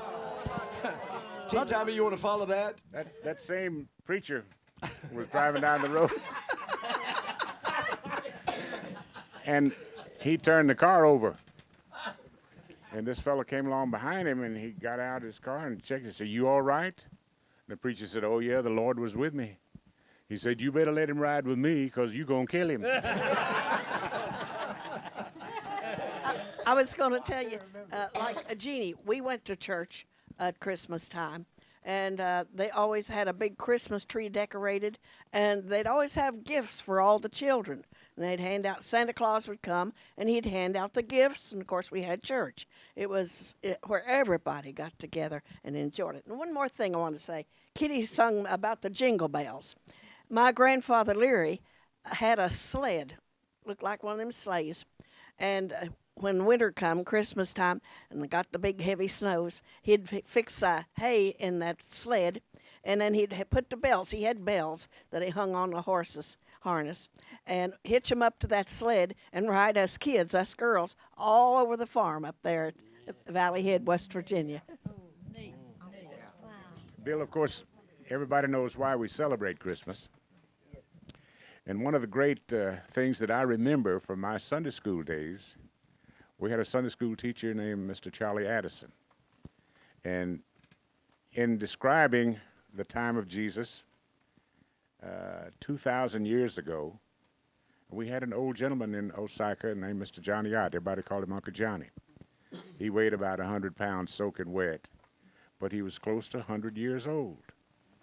And Mr. Addison described the time of Jesus being on this earth as 20 Uncle Johnnies ago. And if you stop and think about it, that's not very long, 20 Uncle Johnnies. That's about the only thing I remember from my Sunday school days.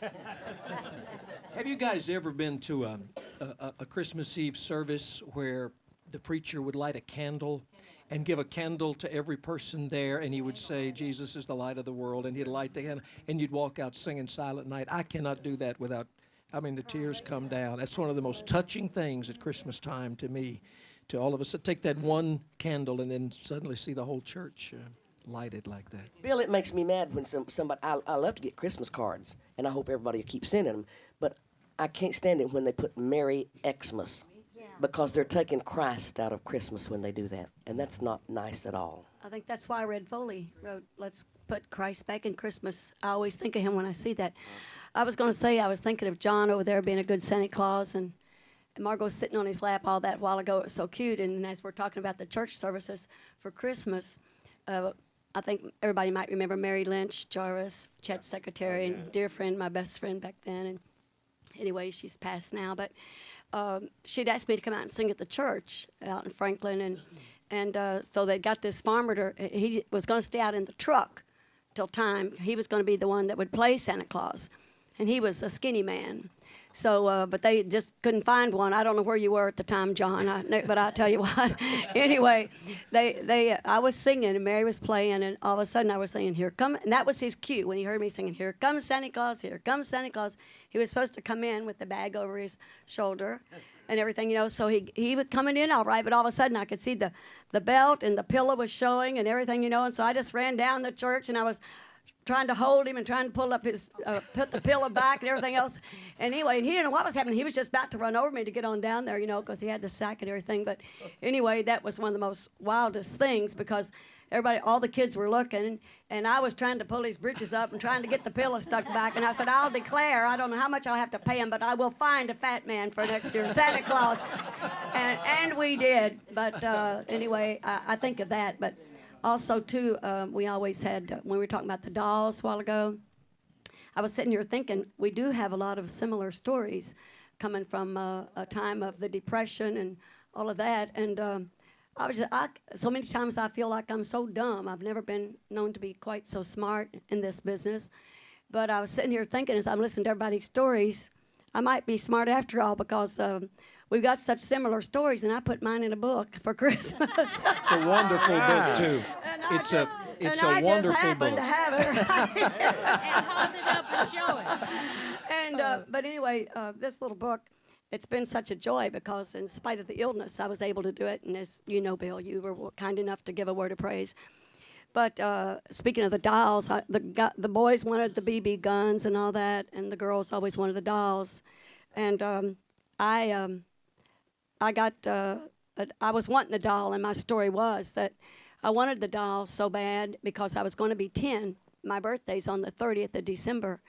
So it was always, usually I never had a birthday party till I had the one, I think, at Opryland, where all you girls came with me. It was my 60th or something like that. But anyway, because it came so close to Christmas, it's always, Merry Christmas. Oh, yeah, and happy birthday, too. But anyway, that never bothered me much. But that Christmas, I knew that if I didn't get the doll, if Santa Claus didn't bring it then, I was actually going to be too big, because I was going to turn 10, and I just knew that after you got a certain age, more things went to the little ones, and it's everybody just didn't get everything. We got a wagon. We got the wagon all filled with the oranges and the apples, and we never saw oranges any other time till Christmas.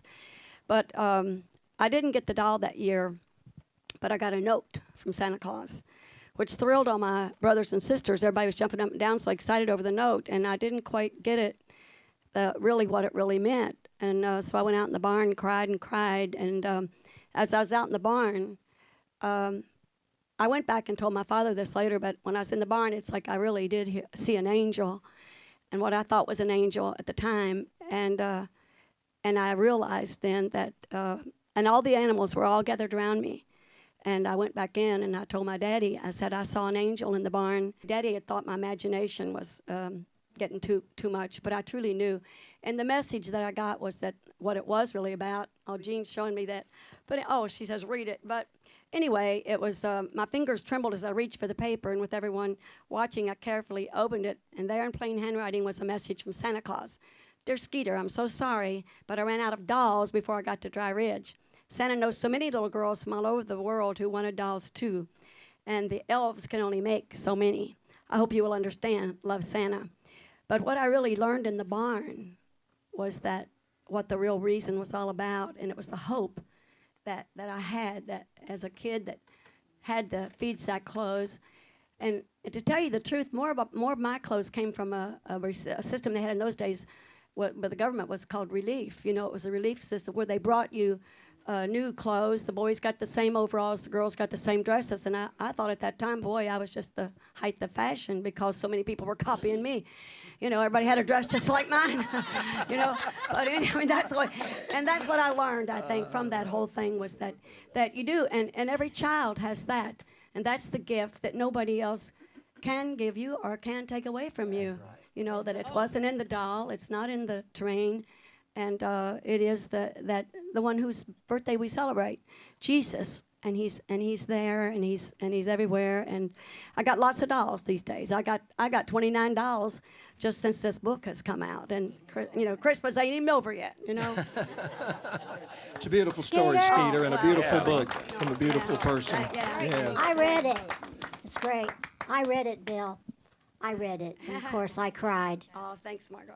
It's a beautiful book. The illustrations are beautiful in the book too. The drawings and everything. And Kathy Pelletier helped with that. She did a tremendous job. But, yeah.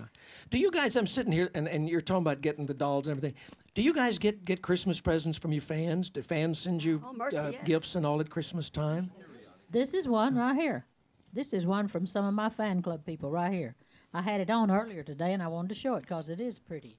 It's handwork. And it's all hand drawn, and it's all hand painted, and it's just a little denim shirt that they embellish and fix up, and it's got cowboy boots because she knows I love them. Purina's right at the bottom, yeah. It says Purina on it somewhere, doesn't it? Yeah. Santa Claus with a cowboy hat on. Jan Crum made that for me in my fan club. I believe I got this one from a fan. It's a little dunce cap, folks. Well, since the book came out, I actually got a group. Someone had just brought me. Sorry, Shep. Someone just brought me to the Opry a little barn and a doll for each kid. They got them named from the names in the book: Buddy, Pumpkin, Poochie, Doozer, and they really wanted to choke me from putting all their nicknames in there. Anyway, I hope I got them all: Buddy, Poochie, Doozer, Pumpkin, and Bose. And of course, Skeeter, yeah. And anyway, but they brought me this gift to the Opry and left it out at the guard gate. And it's like all the little dolls, different sizes with all our names on them, and the barn, and the dog, and the tree with all the popcorn around it. And they didn't even, didn't even get to see them to say thanks, but it's a really nice present. Well, country music fans, as we all know, are the greatest people in the world and the most unselfish people, and they share so much of themselves. And Celie makes birdhouses and gives them for Christmas gifts to some folks. Yeah, I made Jeannie a little log birdhouse because she has a log house. I just want to say that y'all probably noticed that I never sing "I'm Dreaming of a White Christmas." I grew up in northwestern Pennsylvania. It was not a dream. We always had white Christmas and white Halloween and white Easter most of the time. But you know what? I feel so sorry for this whole group, everybody growing up poor, because I've always had everything. I've always been rich. I'm just now getting... Her daddy bought her a Rolls Royce for Christmas one time, and then she got mad because he sent the chauffeur home. Yeah. She made that up. Is that true? I want to say that one thing that we did always have as a kid, we always had lots of puppy dogs and kittens, and that's still my favorite part, as most of you know. You know, we've talked a lot today about receiving things, what we got as gifts and all when we were kids at Christmas time. I happen to know that this room is full of a lot of giving people, and there's a lot more to Christmas than receiving. There's a lot of giving to be done. I don't know if any of y'all know the story, and you may know it better than me, and if you do, jump in and tell it. But has anybody ever heard the story about the time that our friend George Hamilton IV was trying to get back to Nashville on Christmas Eve and got caught in a snowstorm up in around Louisville somewhere, I think, and it was it was so bad that the planes weren't flying. And the only way he could get back to Nashville at that time was on a train, because there was still the train that ran from Chicago to Indianapolis and Louisville and on into Nashville, I think. And George was caught in a train station, and it may have been Indianapolis, wherever it was, it doesn't matter, but he was caught there several hours outside of Nashville on Christmas Eve in a terrible snowstorm. And he said that there was a whole train station full of angry, very agitated, irritated people because they couldn't get home for Christmas, and they were griping and they were complaining. And George said he heard all that he could take, and all of a sudden he reached in and he got his guitar out. And he told him, he said, yeah, we're being inconvenienced, but he said, think back to the first Christmas Eve. He said, think back to when Mary and Joseph were in a stable attempting to have a baby, and what they went through. And he said, nothing that we're going through will compare what they went through on the very first Christmas Eve. And he took his guitar and he started singing Away in a Manger. He took that entire train station full of people, totally changed their mood. They got on the train, they were happy. And eventually everybody got home. But what a giving thing to do.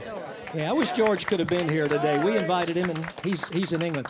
Skeeter Davis has done some very giving things in her life. Tell about the time that you were so alone at Christmas, and rather than just wallowing in your own self-pity, you shared something with somebody special. Well, this was in 1964, right after I'd been divorced, and I just came home from an overseas trip, and very lonely, and I'd even thought I might stay over there, but I thought, well, I don't know anybody over there except the ones I'd worked with. They had all came home. So anyway, I was very lonely, and I was sitting there. I fixed a big tree and had it out there in the middle of the floor and everything, and I thought, well, what can I do? You know, and it's like I really didn't even want everybody to know that I'd gone through the divorce. And so anyway, I lived pretty close to a Baptist children's home.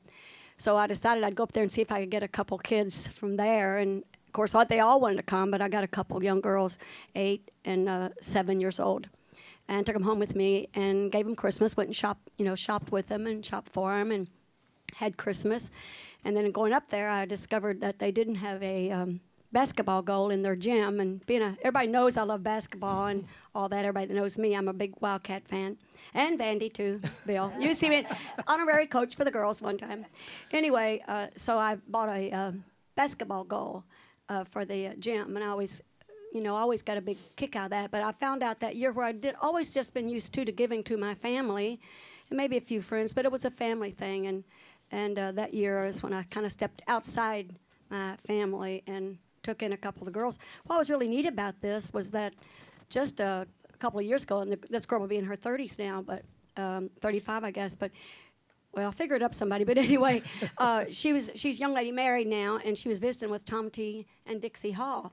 And she started telling them the story. She said, well, I know y'all are friends with Skeeter Davis. She came and got me out of the Baptist home and had Christmas with her. And they called and told me that. Dixie called and told me that she'd been in their home. So that was it turned into a really good Christmas. And the saddest part was taking them back. I found that was just the saddest part, taking them back home. But I told all my friends to do that after that Christmas. It was neat. For what you did for them, you did an awful lot for yourself, too, because you probably ended up feeling... Yeah, it turned into a good Christmas. Yeah. The next year, I called my sister, and I said, bring your 8 kids and get down here. I can't, or else I'm going back to the home. I have to bring them all here, which she did. She and her husband and all of her 8 children spent Christmas with me next year. But I learned something. I've done that since then, but I know... I don't usually put those things in the news or anything, but I do that quite often. No, because people who do that for the right reasons, they don't do it for publicity. They don't do it for people. Don't I bet we can get some other stories like that. Margo? I graduated from high school in 1957, and I was on some big board of our high school, and my dad had died. I was reared by an aunt and uncle. I was an only child and wound up with 7 brothers and sisters. Actually, the song called I'm My Own Grandpa is actually what I became, but that's another story. And the neat thing is that I know my real mother, and we have a wonderful relationship, and that's very cool.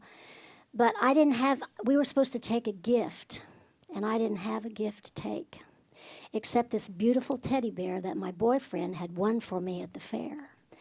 And this was my first love. I was in love with this boy. But I looked at this teddy bear and I thought, I've got to take something.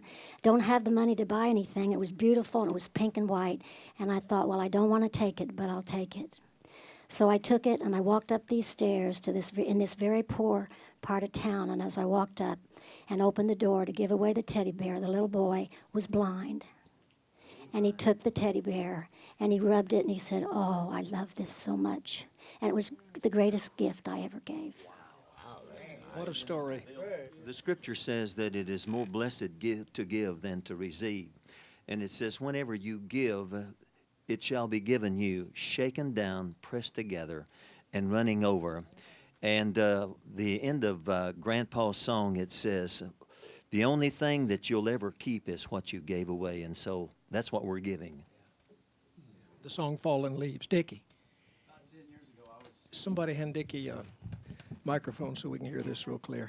About 10 years ago, I was driving up 65 North one day, and it was in December. It was close to Christmas, and I saw this guy walking. He was hitchhiking, and he had on a T-shirt, and it had to be like about 25 degrees. So I really felt bad for him. So I stopped, and asked the guy where he was going. I picked him up. I said, "Well, let me, I took him back to my house." And this guy had been working on my gutters, and he'd left a couple of days. He left this really nice jacket there, so I gave him this guy's jacket.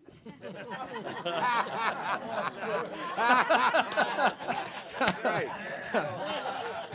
So if the guy's watching today and he wonders where his jacket is, Dickie gave it away. He never came back.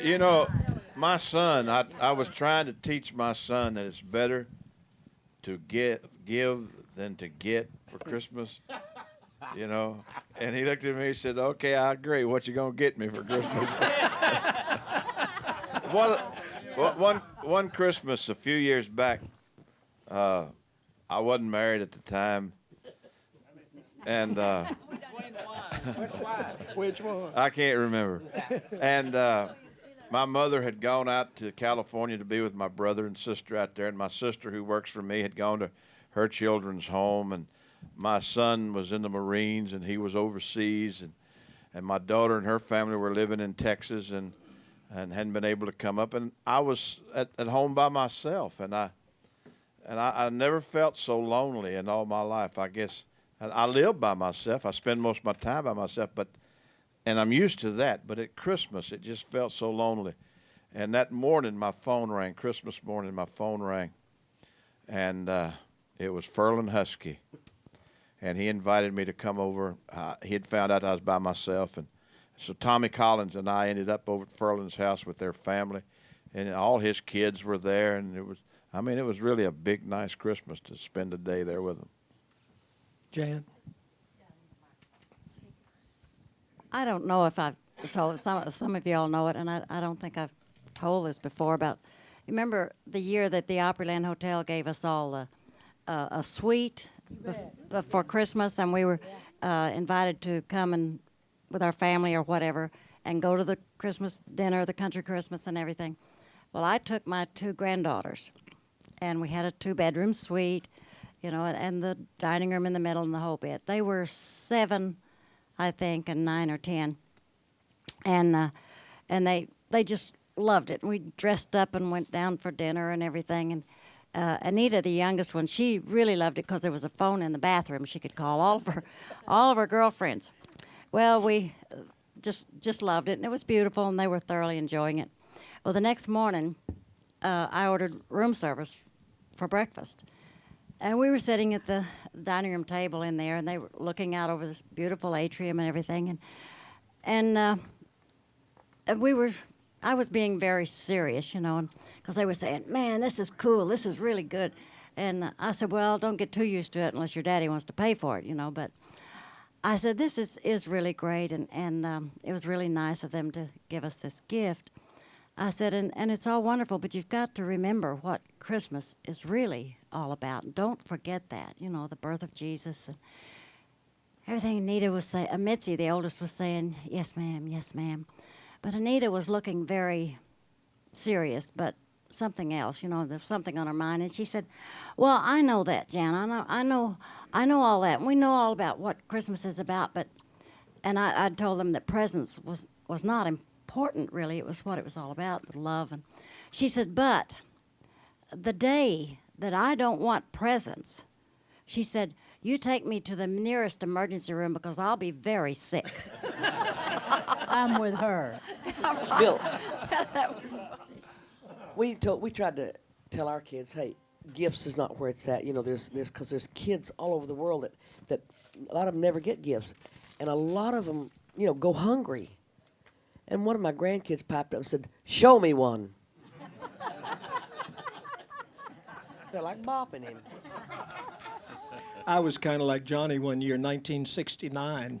I had just gone through a divorce, and I felt so bad because my children were very young. I had 2 daughters. One was about 7, maybe 8, and the other one was 4. And I was feeling like I was really neglecting them at Christmas. I felt like there's a big part of Christmas is missing because we're not together as a family. And my daughters came and stayed with me for a few days prior to Christmas. And of all the Christmas gifts they've ever given me, this is the greatest gift they ever gave me. I was tucking them in bed on the night of December 23rd, and I was feeling so bad, like I had really let them down. And my littlest one looked up at me and she said, "Daddy, we are the luckiest kids in the world." And I said, "What do you mean, why?" She said, "'Cause we have 2 houses where we're loved. We have 2 houses where we're loved." Skeeter, sing us a song. Wow, let me get over that first, because I think there really is something in that. What a gift, and when yeah, that it when they was. look at it from that perspective, too, that's a wonderful thing you just said there. It's 2 houses where they're loved. Well, we were going to do another little boogie song, but then I was talking with your band over there, and this is an old song. One of the first ones that I sang. It's Jimmy Dickens' Yeah, band. Jimmy, and I hope Jimmy's got this one down over there. I know he'll know this one. You don't have to worry about me. Goes I'm on back. top of it. Yes, he's right. He is right on top of everything right there. Even if he ain't got on his pink suit today. And I guess as all of you girls know to holler out which chord, I just have to say hit a chord over there. When I was just a youngster, Christmas meant one thing. That I'd be getting lots of toys that day. I learned a whole lot different when my mother set me down, and she taught me to spell Christmas this way. C is for the Christ child, born upon this day. H for herald angels in the night. Armies are Redeemer. I means Israel. S is for the star that shone so bright. T is for 3 wise men, they who traveled far. M is for the manger where he lay. A is all he stands for. S means shepherd's cave, and that's why there's a Christmas day. Yes, that's why there's a Christmas day. I learned that from Eddie Arnold. Thank you. Thanks, Sam. Thanks. You had a pretty good background singer I over there, said Kitty thank you over Wells. there. I priced, I'm telling you. That's when I've sung with the best right there. Thank you. Absolutely. Let me just say one thing, how Christmas affected an old friend of ours, Farron Young. When I was single, like Johnny Russell, one of the times that I was single, and I was living on the premises of Mr. Young's mansion, close to you, Bill, out there on Harbor Island and then the good old Cumberland River. And I got a phone call the day before Christmas, and he said, Kilgore, this is your old war buddy, Johnny. I said, how you doing, Mr. Cash? He said, how's the sheriff treating you? I said, oh, we're getting along just fine. We're planning a big Christmas. He's going to do the cooking. And I said, well, he said, are you just going to have Christmas alone, you and the sheriff? I said, well, my girlfriend, Judy, and Barron will have somebody. And he said, well, I'd like to break the mold. We've never done this before. I'd like to invite you and your guests to have Christmas dinner at our house. We always have for the family. So when Farron came in, I told him, he said, "Are you kidding me?" I said, "No."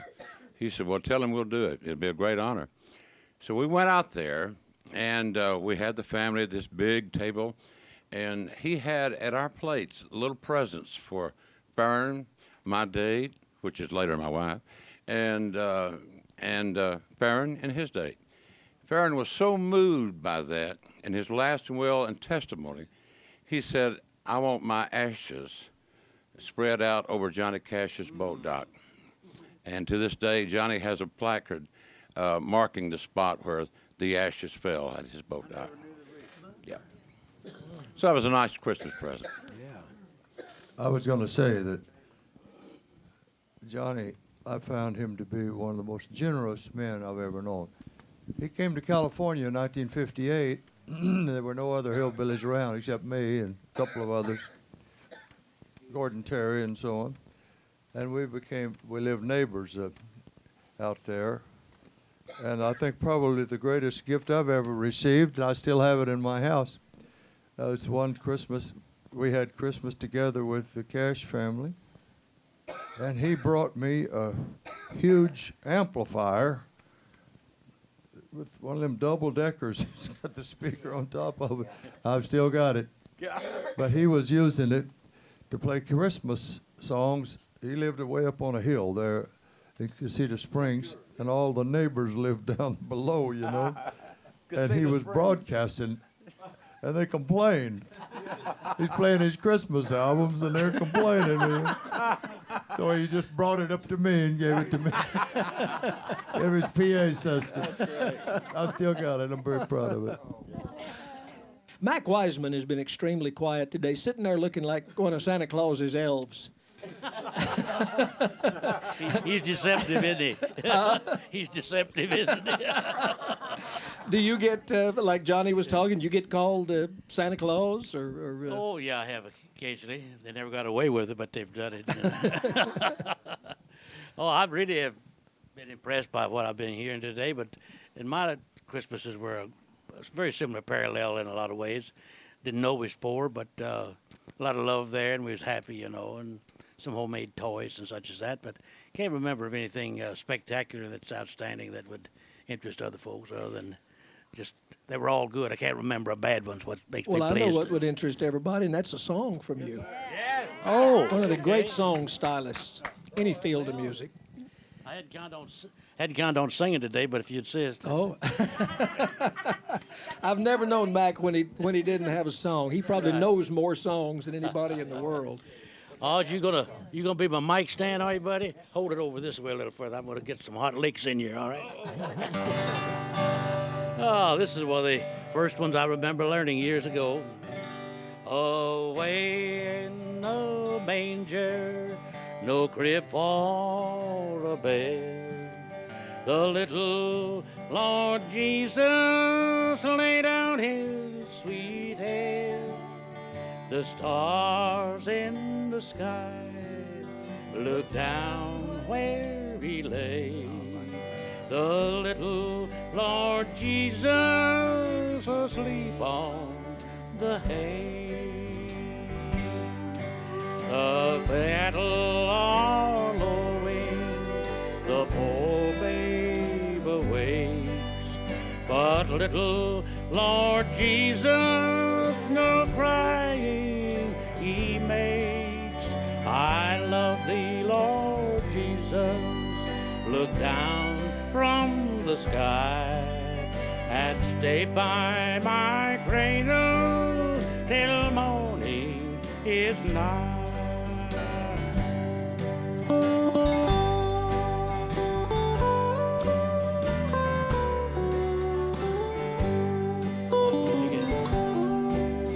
Away in the manger, no crib for a bed, the little Lord Jesus lay down his sweet head. The stars in the sky look down where he lay. The little Lord Jesus asleep on the hay. The cattle are lowing, the poor babe awaits, but little Lord Jesus, no crying he made. I love thee, Lord Jesus, look down from the sky and stay by my cradle till morning is nigh.